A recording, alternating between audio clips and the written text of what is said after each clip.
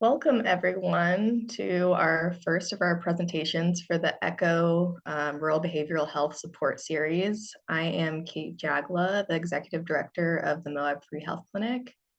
This series is supported by the Utah Health Association of Utah, Project ECHO, and Cambia Health Solutions, and presented by the Moab Free Health Clinic and Southern Utah University. The series will continue bi-weekly through early June and include topics such as EMDR, suicide prevention, substance use disorder, crisis intervention, self-care strategies, and trauma-informed care, cultural competence, and internalized racism. Qualified presenters will include Dr. Elizabeth RHAU from the Huntsman Mental Health Institute, Ray Sweet from the Utah Department of Health and Human Services, EMDR certified therapist Paul Marshall, and Latino Behavioral Health Services, LCSWs. I will now let Carissa Wood, the program coordinator with Utah Center for Rural Health at SUU, introduce our first speaker. Welcome everyone, and today we were going to be talking about the behavioral health technician program here at SUU. We're really excited about this program. We're really hoping it will help a lot of rural clinics and a lot of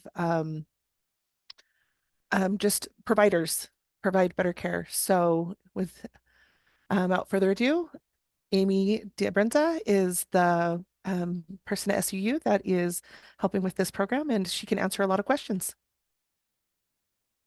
Hello, everyone. I'm so glad to be here. I'm the Assistant Director of Adult and Workforce Education at SUU, and I work through the Community and Workforce Development Office. Our function at SUU is to build training that connects adult workers or adult learners with micro-credentials, alternative credentials, short pathways, and basically training programs to upskill them to be better prepared for the workforce, whether they're climbing a ladder that they're already on or whether they're changing lanes into a different industry.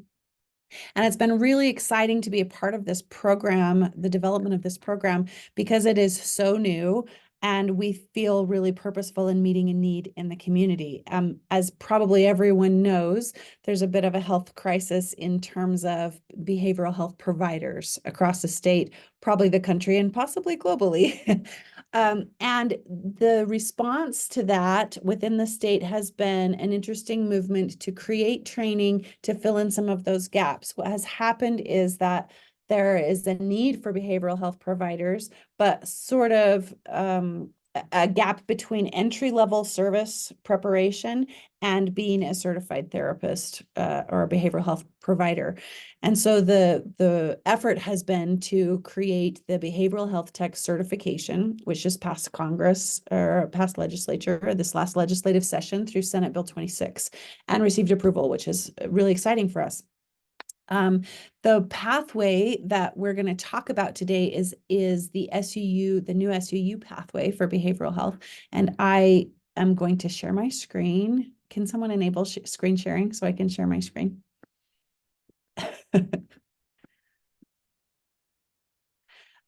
What I'd like to show you is what we've developed. We have kind of two options to help prepare people to meet that entry-level behavioral health tech need in a way that, well, we hope that it fills in a gap that has existed in behavioral health. So is everyone able to see that presentation? Yeah, awesome. Okay, so let's talk about it. There we go. Okay, so what we have initially is whoa, I am clicking too fast. I apologize. What we have initially is a 3-course pathway, which is a micro pathway. And in this pathway, a person would get, basically there's some really basic level skills if you're doing entry-level work in behavioral health that a lot of people step into doing those jobs and they just don't have any preparation whatsoever. And so this provides a foundation for working in behavioral health. The first course, the Introduction to Behavioral Health, really helps our learners to see what is possible in behavioral health, what are the different types of pathways and careers that are available, what are the differences between those careers, what does it take to be successful in those careers. That's an introduction to what is happening in behavioral health.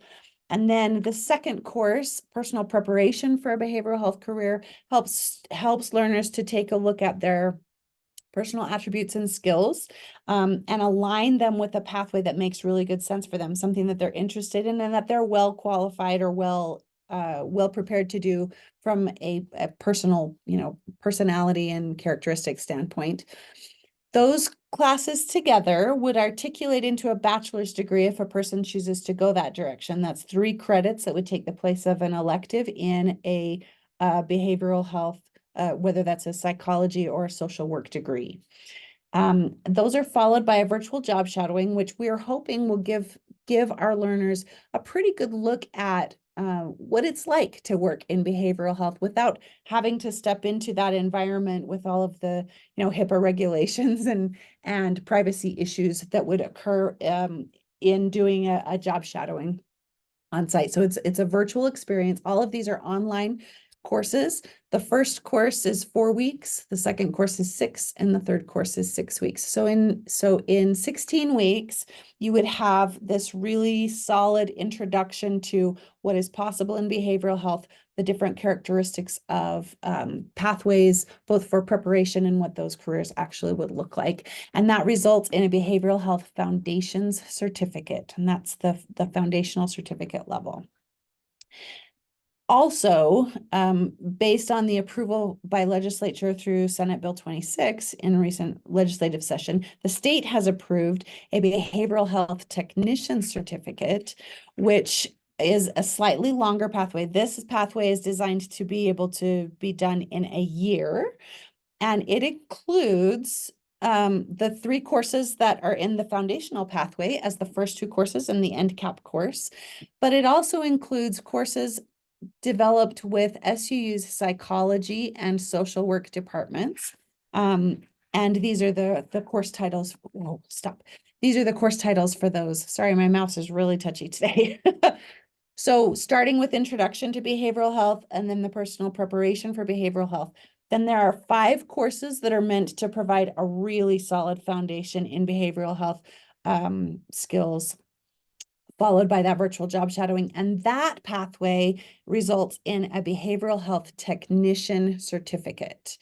And if you notice in the year-long pathway, it's the same, those first 2 and the last course are the same, but each of those courses in between should also be online courses. I believe that they're structured to be 7-week courses, although they may be 14-week courses and you take several of them at the same time. And there are 5 of those that you have to complete at 3 credits each. So by the time you complete the behavioral health technician pathway, you would have 18 articulable credits that apply towards a bachelor's degree directly in a social work or psychology degree, although they could apply to another degree program also, but they're directly in the degree requirements for psych and social work. So if a person were to choose to become certified as a licensed behavioral health care professional beyond the behavioral health technician, all of these credits apply to that program. And I did not plan to present for a tremendous period of time here. My hope was that we would have maybe some questions that we could clarify.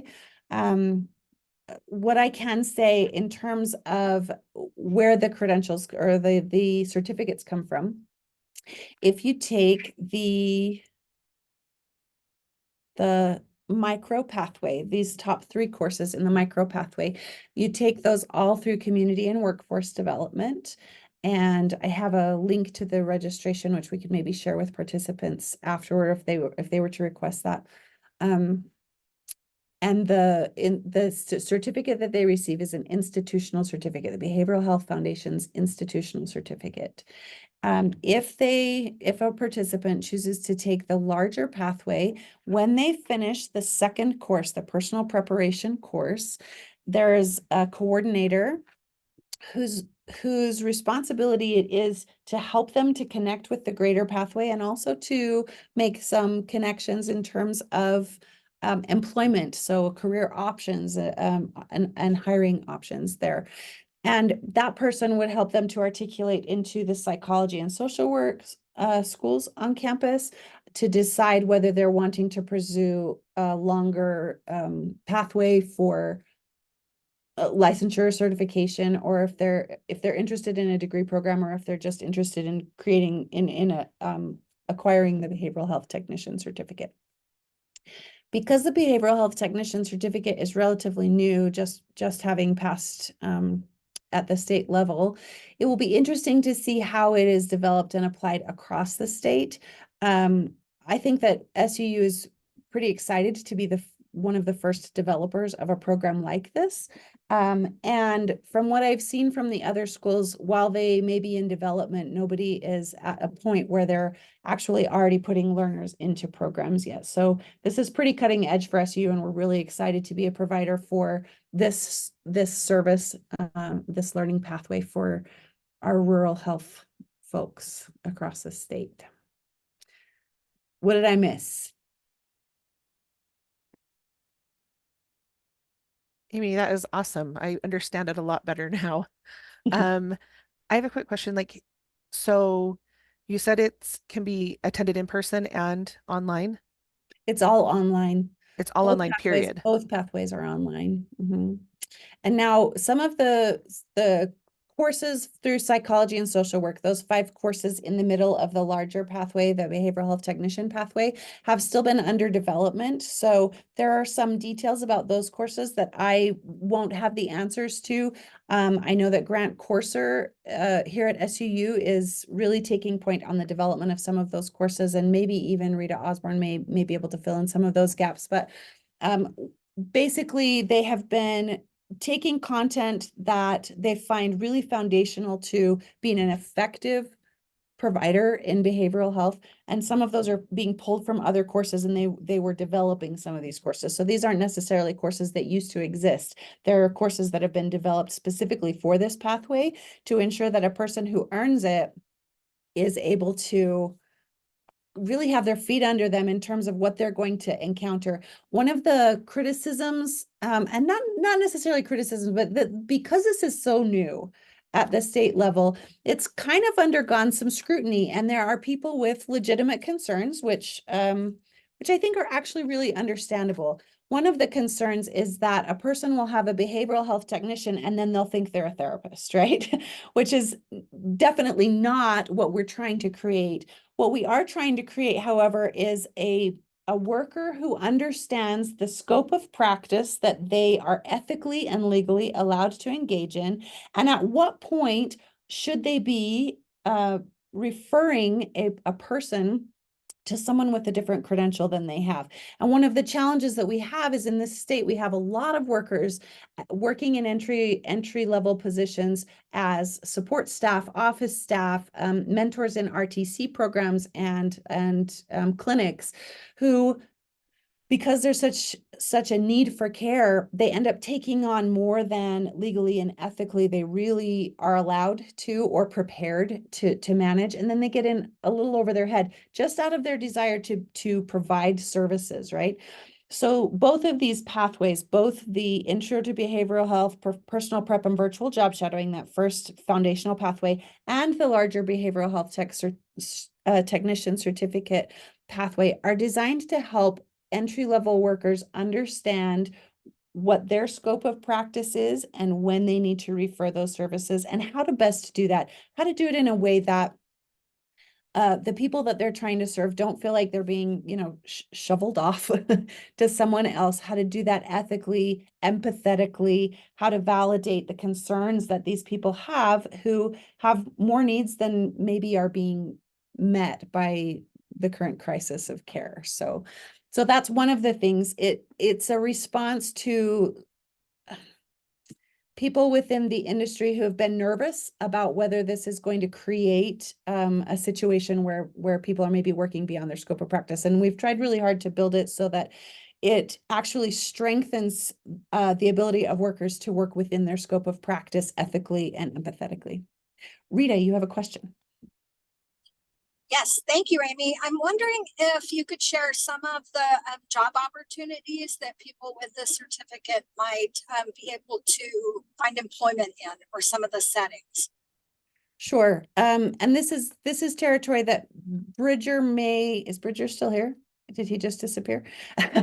Bridger may have some strong answers for as well. So one of the things that we know is that because the behavioral health technician certificate is so recently approved by the state, it's not like we suddenly have all of these new job categories that have opened.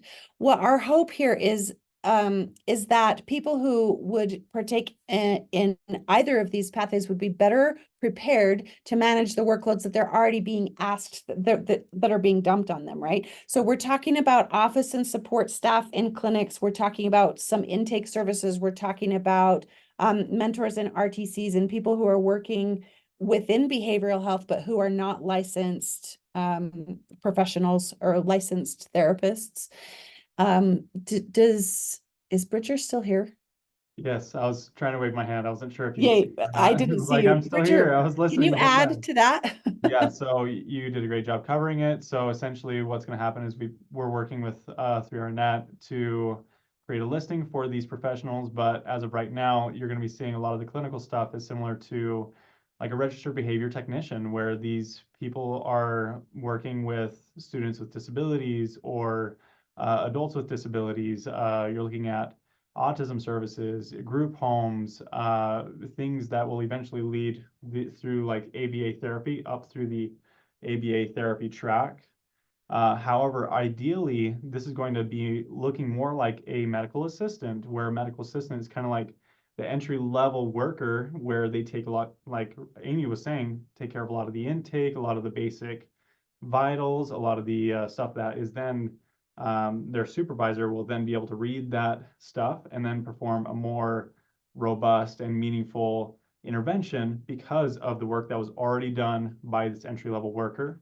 And then that experience will then be able to stack into future mental and behavioral health careers, which, as Amy was mentioning, through the behavioral health technician certificate, they could use that to then stack into their bachelor's degree and then to their master's or graduate stuff.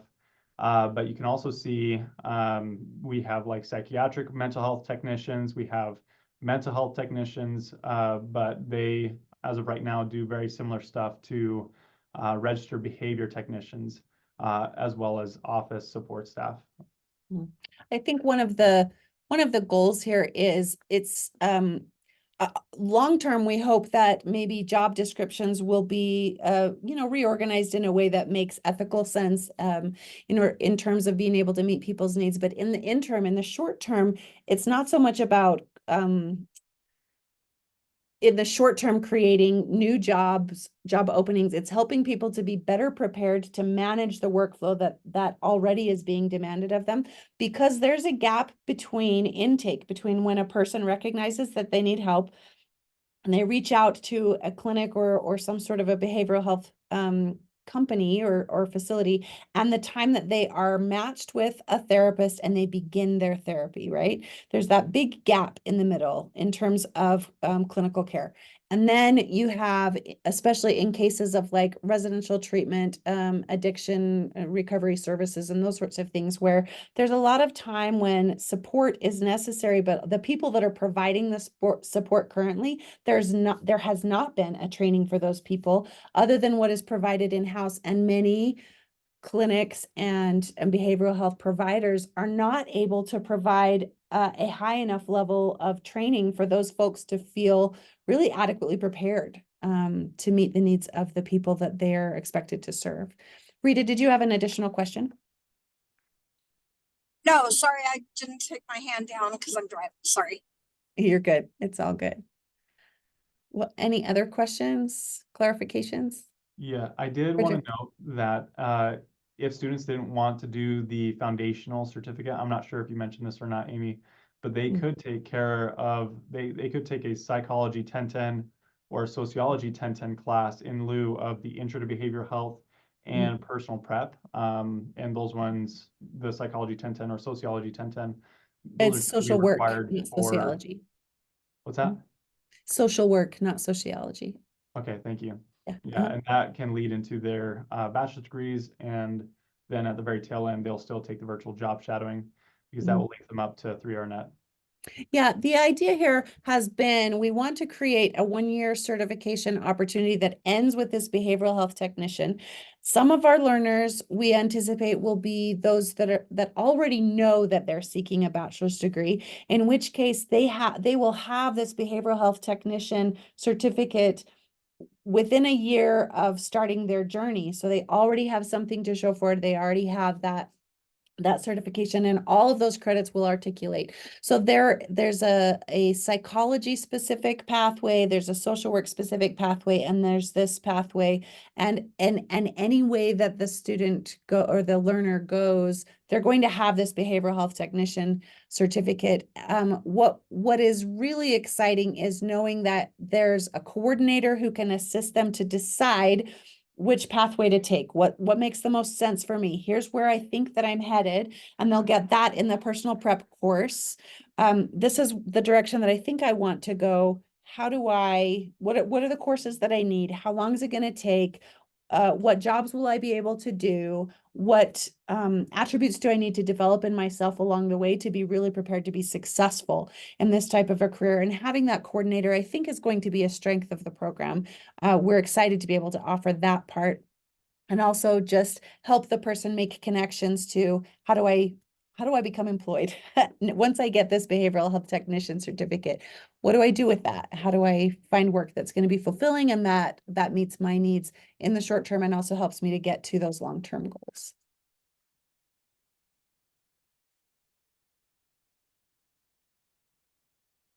So I have another question about the classes. Uh-huh. What is like the time commitment for each of these? You said like some of them are 3 weeks, 6 weeks, Sure. something like that. So the behavioral health foundations, these first 3 courses, I don't know if you can see my mouse circling or not. Those first 3 courses, it's a 16-week progression. Okay. We're running one right now. Obviously a person can't hop into it right in the middle. So we're excited about the first cohort that will be finishing towards the end of June. Our next cohort will begin August 28th, and it will go from August 28th to December 18th, and that's the window for completing these 3 courses. Now, the truth is, a participant could complete this progression of courses and still at the same time be jumping into Sci 2030 or Sci 2300 or Social Work 1100, right? They can take more than one at a time, and in order to finish in a year, they would want to work with the coordinator to make sure they know when those courses are going to be offered to make sure they can get it in a year. The departments of psych and social work should be offering these simultaneously. So these 5 courses in the middle, those are not courses you're going to take one at a time, or you could take them one at a time, but it'll take you more than a year. You would have to do more than one at once to finish within a year, right?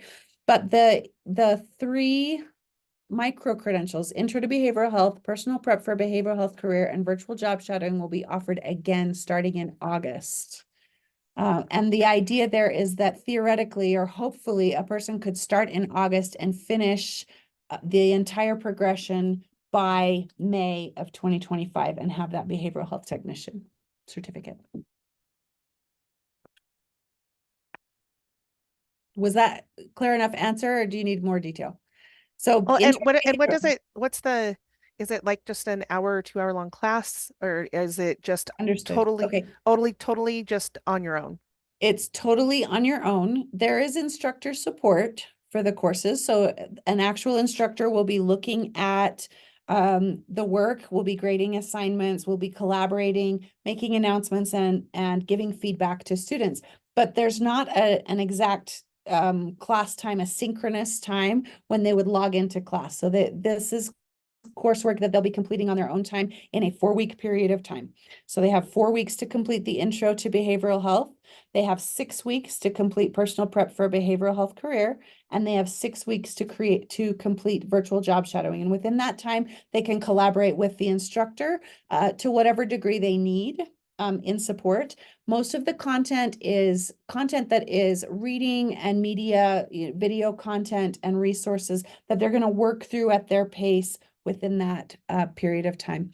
And the psychology and social work courses are supposed to be structured similarly, where I believe that they're going to be structured as 7-week courses. They may be 14-week courses, which is sort of a traditional model for college classes, but then you would have to take more than one at a time, because you couldn't complete in a year, if you're taking one at a time for 14 full weeks. So you'd have to stack those classes and take more than one at once. But they are supposed to be online, in which case a person could be employed and dealing with, all of the balls that we juggle, family and that sort of stuff, community engagement opportunities and responsibilities. And then at the same time be completing these courses, whether you're a morning person and you do it early in the morning, or whether you're doing it late at night or in the middle of your day, or however you need to structure that, because they're not synchronous, because there's not a specific time that they have to be logged into the class. Veronica, did you have a question?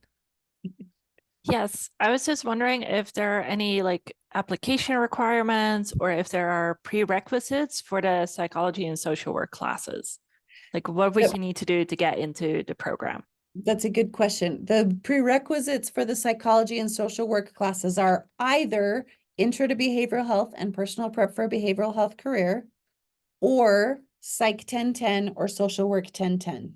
If they already have Psych or Social Work 1010, they could jump into the pathway, or if they take these micro credentials, they can jump into the pathway.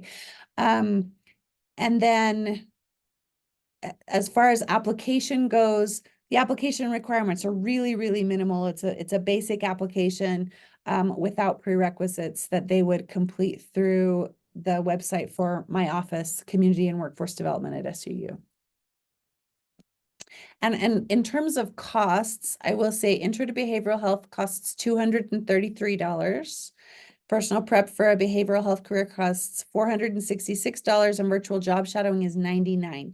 So they're in it for $798, just under $800 for this progression.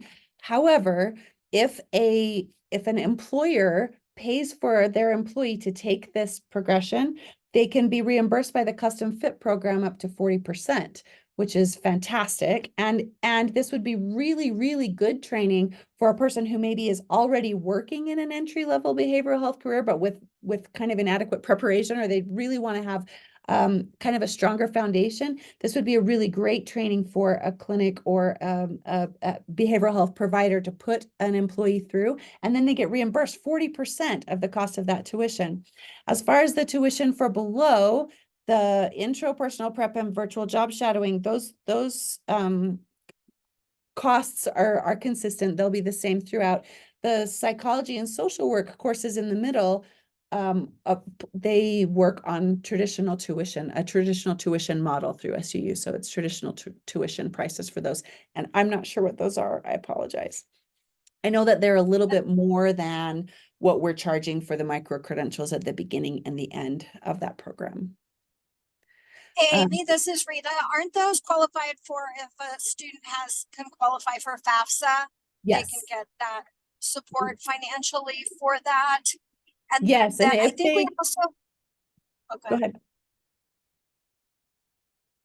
Oh, I think we have some scholarship funding also, correct? We do. So tuition, if a person would like to apply for the micro pathway, the pathway at the top of the screen currently, they can apply for tuition assistance, and that tuition assistance was created in a fund that was funded by the Utah Center for Rural Health and SUU Community and Workforce Development in collaboration to try to really just to provide a service and get people through the program. So there is tuition assistance available, and it's right on the registration site that they can apply for tuition assistance here.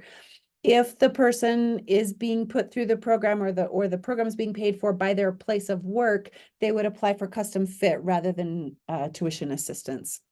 But that's a really good point. And if a person were on FAFSA, which is federal student aid, it is likely that they would want to take Psych 1010 or Social Work 1010 as their entry level because that would be covered by FAFSA.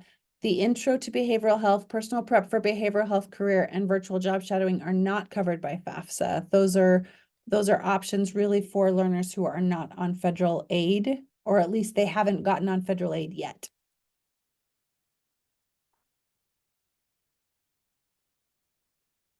Bridger.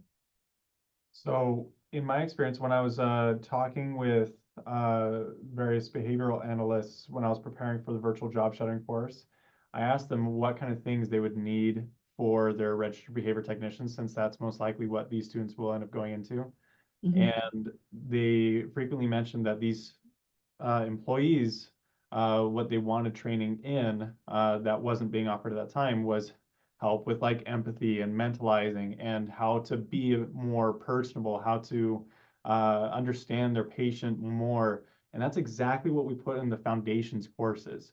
So that's kind of advocating for employers wanting to reimburse their employees, because that's exactly what this is for. So anybody that's already a registered behavior technician, this will only be able to boost your competence in your field as well. And I just wanted to plug that.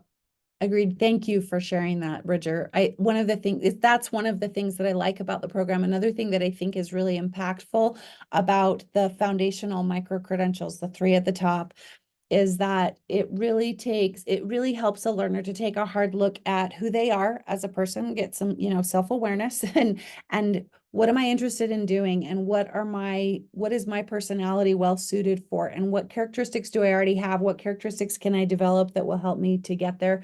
But then also, I think one of the things that we're hoping the Behavioral Health Foundation's pathway will do is help people to understand what's possible for them. There are a lot of people who want to make a difference. They would like to work in behavioral health, but they have a very narrow vision of what is possible. The only thing I can do is be a marriage and family counselor. I can only be an addiction counselor. I can, those sorts of things. And we've tried to lay out a lot of options for people so they can see the different branches of behavioral health, and they can maybe have their minds open just a little bit to, I did not even know that job existed, right? But it might be the thing I was meant to do, the thing that I am called to do, and that I'm going to be great at and be able to really have impact in my community. But understanding what's possible in the field, that information, I think, is sometimes it's hard to dig up, right?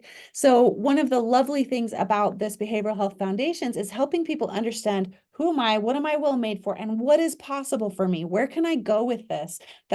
So I can design a life that is both really fulfilling for me, but where I can make an impact and have the most success and the most joy and most fulfillment in my career. And those are things that are really important to us. I think those are some of the things I'm excited about the pathway, besides just filling a need, which definitely is a reality, right? We know that there is a crisis for service workers in behavioral health, but I think it also has to be right for the participant, and helping them see how it can be right for them. I think is going to be really powerful. Amy, this is Rita, and I'm wondering if you could also speak to the impact this might have on a student who is maybe in a different career path, like heading to medical school, dental school, pharmacy school, or nutrition, taking a gap year and adding this to kind of their education portfolio.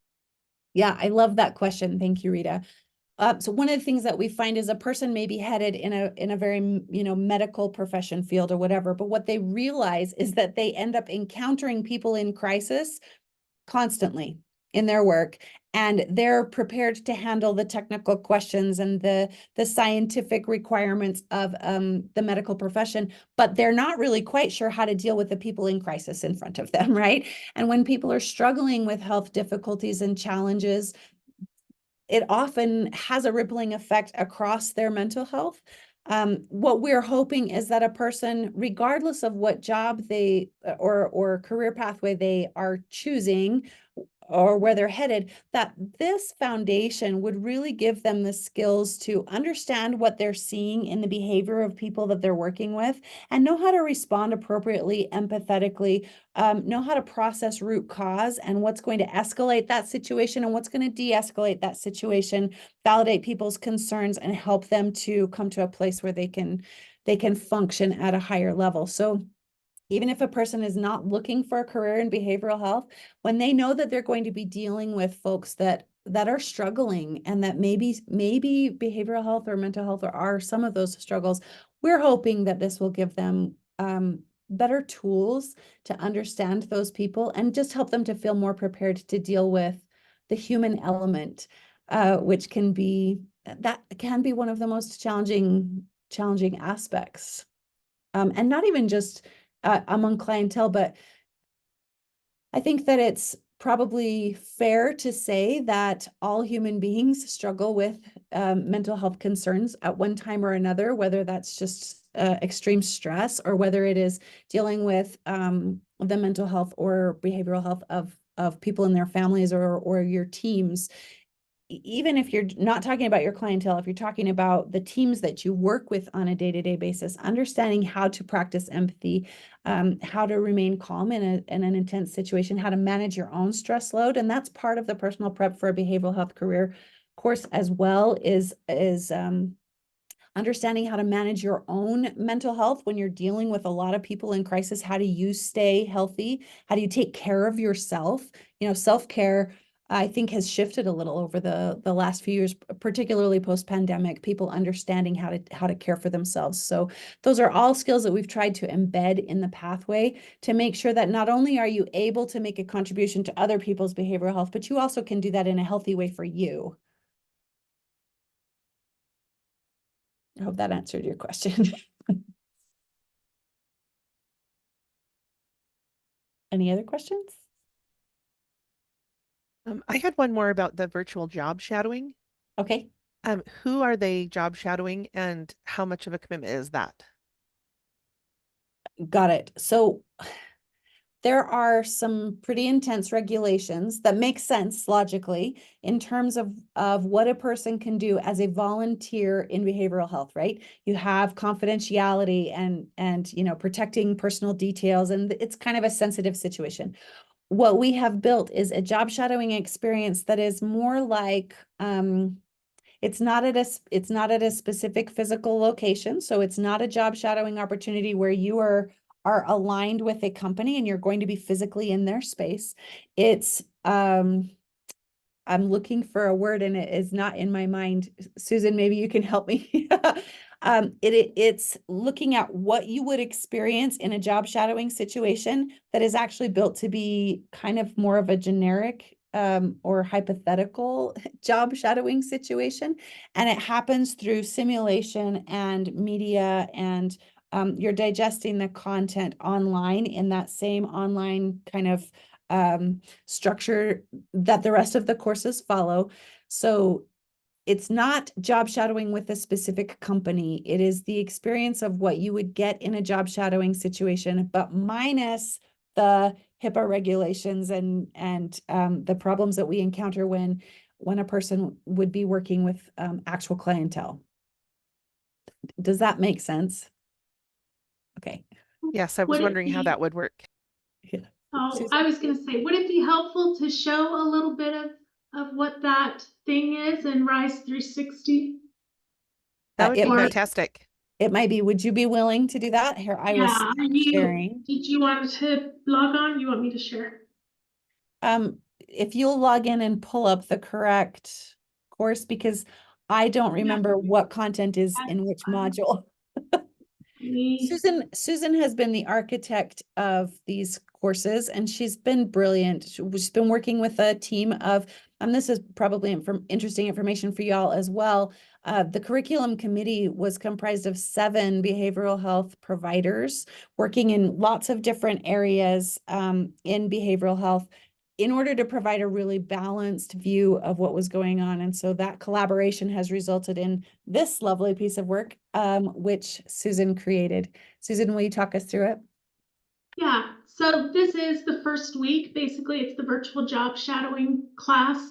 And you are introduced, this lady works in, her name's Vicki, she works in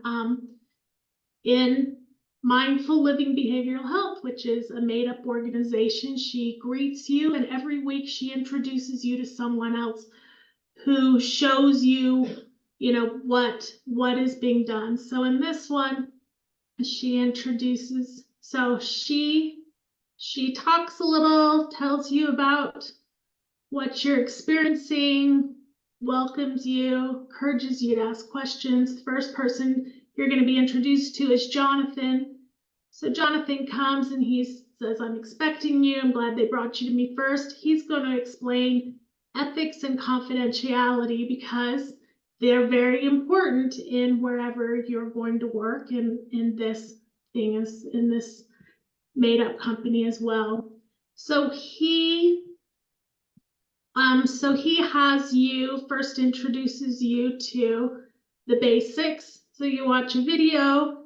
There's always a comprehensive knowledge check after each activity that you do. So students will have to do it. He introduces you to the next one. That's a video. This is another comprehensive check. In here, you're going to match the statement with its correct description. So you'll just drag and drop into where they go. You'll submit. It's going to introduce you to another. Now this time we're going to go on to the psychiatric online practice handbook. So we're making sure when we do these that all this information is correct and that they're getting accurate information. So he introduces you to this. Again, another comprehension check. This one we're going to give little scenarios. So this happens, is that a confidentiality principle or is this an exception to the rule?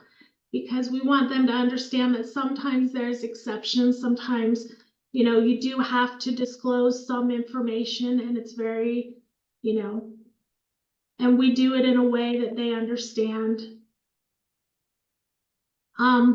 So again, he's going to go into some more explanation. And then we have two scenarios that they're going to actually practice. So in this scenario, they're working with someone, he's a different cultural background, and he wants them to go to a cultural festivity with him. And he says, my family and friends want to meet you. You know, let's talk, you know, I've been talking about you all month. So then you pick, how are you going to respond? And so you can say, I'd love to go and meet everyone. Unfortunately, I'm not allowed to. I'll talk to my supervisor. I don't want to unintentionally do something unethical. So if we were to pick, I'd love to go and meet everyone, well, then we continue and it tells you becoming close to a client is beneficial and it fosters a sense of safety. However, and then we explain why that choice maybe wasn't the correct one. And then you get a chance to go through all of them if you'd like. We have another scenario with Emily, and she's engaging in behavior that poses a risk to others. So we go through that, and then we get into the now what stage, and that introduces them to a reflection journal that they need to answer. So that's a little glimpse into the job shadowing and how we've handled that without them actually going to a place. 1 week they learn about ethics, 1 week they learn about de-escalation. All of this, of course, is within their realm of what they are able to do. I've tried really careful not to cross boundaries and to tell them to do things that they aren't capable or aren't able to do with these credentials. Thank you, Susan. That was awesome.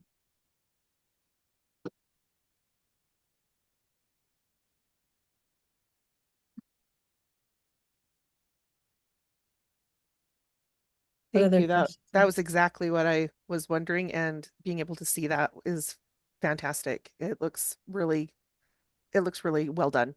Thank you. She's pretty fantastic, Susan. Every day I think that. Are you able to find your stop share button, Susan? I was just looking for it. Where did it go? Your screen's going rogue. I know. There we go. It came up. Okay.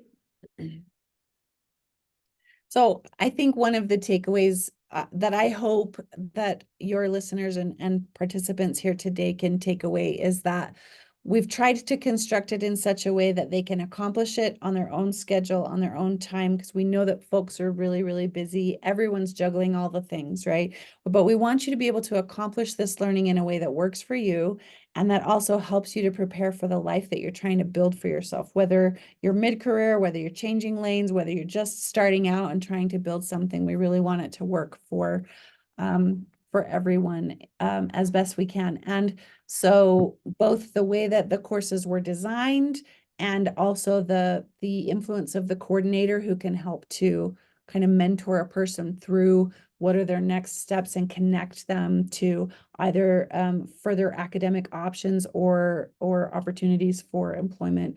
We're hoping that those things are really supportive for the learners that go through these programs.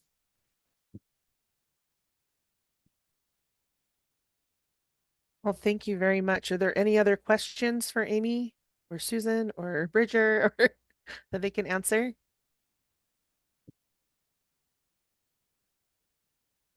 That was really well done. Thank you. I fully understand. And I love that there's incentives for employers and that it's affordable. Like that is really nicely done on that. So thank you so much. You did a great job, all of you. Thank You're you. welcome. You're welcome. Turn time over to you, And Kate. Oh, what is Amy?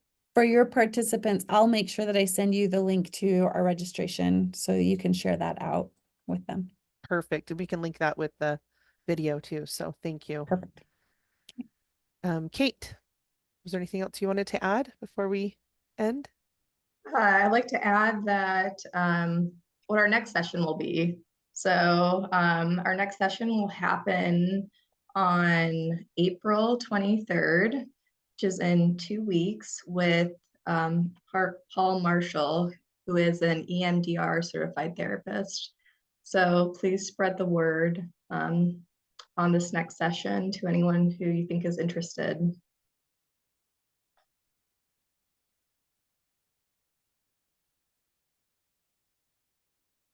Sounds good. Well, thank you, everyone. And we Thanks, will see everybody. everyone next week.